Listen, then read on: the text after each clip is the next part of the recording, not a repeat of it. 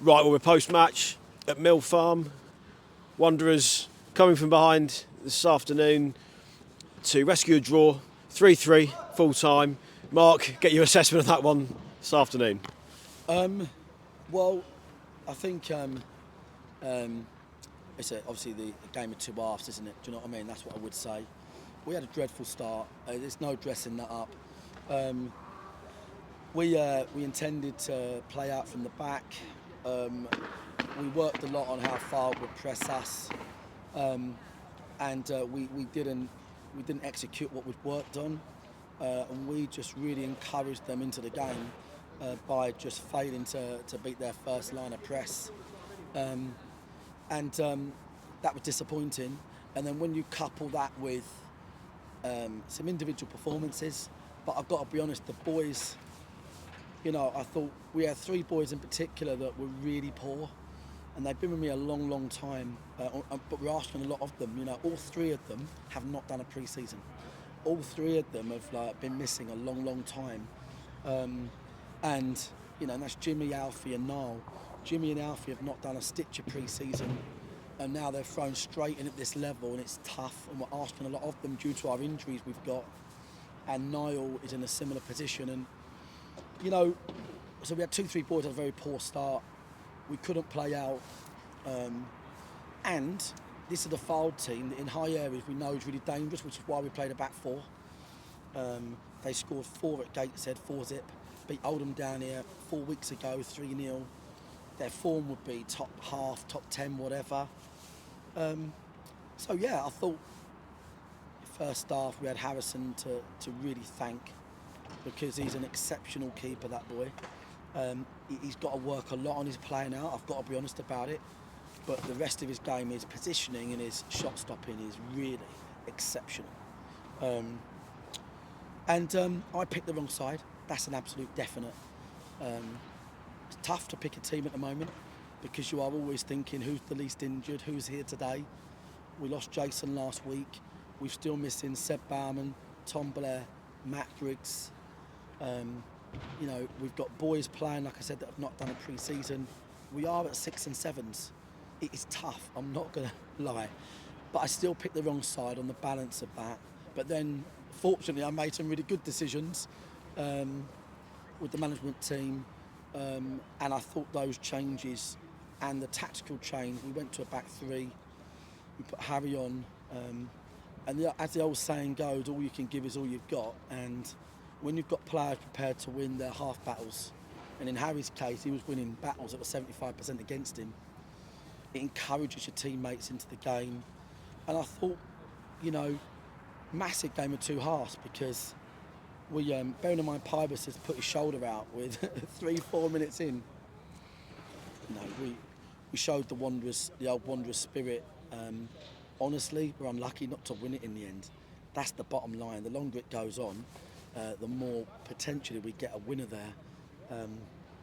I felt in the game that when you play teams on the bottom four, and this is a team that's well managed and a great club, but I felt like when you get a goal back, I've been there. If you're in the bottom four, you ask questions.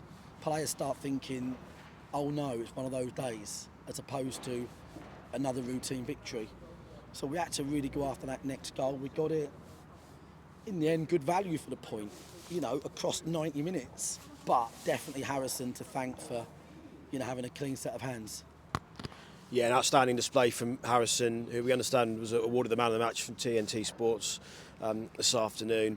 But just reflecting again on the first half, Mark, obviously you went with a back four to start with, and you mentioned about your acknowledgement from yourself there about the selection and not getting it right in the first half and ultimately going back to a 3. How disappointing was it, though, to have gone with a 4, knowing of what they possess in terms of counter-attack and in terms of how they get bodies forward? Were you disappointed still with the defence and irrespective of the selection? Yeah. I mean, ultimately, like if you intend to play out and then you can't, then you can't do it, and that's why we changed as we went through the game to a back three.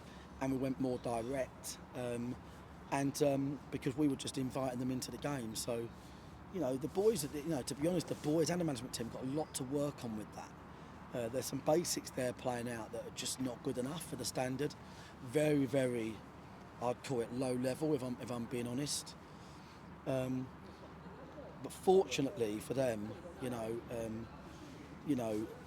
they got bowed out today a bit by the old Wanderers stalwarts, Luke Moore, Harry Ottaway, Dan Gallagher, the boys that came on, done a great job. And we've just got to work hard really to find a solution for so many players missing. It's really difficult. I know the fans understand that. I barely look forward to the games, Dan. It's that tough. You're looking at the team on Thursday going, well, he hasn't played. Well, maybe he can do 60 minutes. It's just really, really crap. So, yeah, listen, mate. I'm over the moon that the fans can go home and they're all bundling the scorers. I tell you what, mate, I thought we was going to get a fourth. I'll be honest, I thought we was going to get a fourth. Typical Wanderers, never say die spirit. We need to look at how we're going to get these boys up to speed fitness-wise. I think a few of those boys today showed they're going to struggle being thrown straight into this level. So we need to have a look at that for next week. And just to briefly look at the second half there, Mark, obviously you mentioned the changes and the impact those all made at the end of the first half and into the start of the second half, all had an impact. But just a word on James McShane, back amongst the goals with 2 this afternoon, doing very much what he does best in terms of being there on the scene at the right place, right time. Good to see Maka amongst the goals again for us today. Yeah, it's a good observation actually, because he's been quietly getting himself fit, working really hard. Again, he's another one that missed pre-season pretty much and then got injured he was out 6 weeks. So that's a real positive. I want to get Jason back, Harry Ottaway. Every time what's asked of him, he does really well. But yeah, brilliant for Maka to get 2 goals. And I thought George Frankham had a great game as well today. And we definitely, are thankful to Harrison. He has had a man of the match performance. However, his job is to save goals. And, I think we are genuinely unlucky not to win that game. But this is not a Wanderers team at the moment that I can get excited about. I think we're hanging on for dear life in every game we're playing. But it's 2 games unbeaten. We'll take that. We'll look to build on a really difficult game next week. And this week will just be the same as before, trying to see who's fit, who's not. You mentioned Dan Pybus there, Mark, with the shoulder. Just to touch base on that, because he did, as you say, it was early in the second half. He obviously made all our substitutions by that point. How is Dan? Is he okay? Because he looked like he was visibly struggling with his shoulder through the second half. Yeah, no, I think he's taken quite a big knock there, so we'll have to see how that is. I'll be surprised. Them ones tend to be a lot sore in the morning, or even sore in the morning, so I think we'll have to worry about that one a bit. But Dan probably needs a bit of a rest, if I'm honest. We brought him in, he's played every single minute, and he's carried us through countless games, and he probably needs a bit of a break, to be quite frank. So yeah, he's okay. But listen, for the fans, how many was it? 100 and odd? 150? Yeah, we didn't get the official number, but certainly over 100. It must be 120, 150 odd. Yeah, fantastic support throughout. I'm just so grateful. We're in this together. That's the bottom line. We're in it together, win, lose or draw. And today we nearly gave him something unbelievable to go back with. And I know they'll be at Altrincham next week as well. And all I would say, we're just all going to keep working hard to try and get a Wanderers team that can play in its normal flamboyant way. But we are, personnel-wise, a long way from that. Because even these boys, when they come back, they ain't played. That's the problem. Charlie Carter hasn't played for 6-7 weeks. He's out of plaster. Right, he's out of plaster now, but he's got to have another 2 weeks non-contact. By the time he gets anywhere near, it's 8 weeks. Briggs will be the same, about a month, and it's really difficult. We might have to change our style, to be quite frank.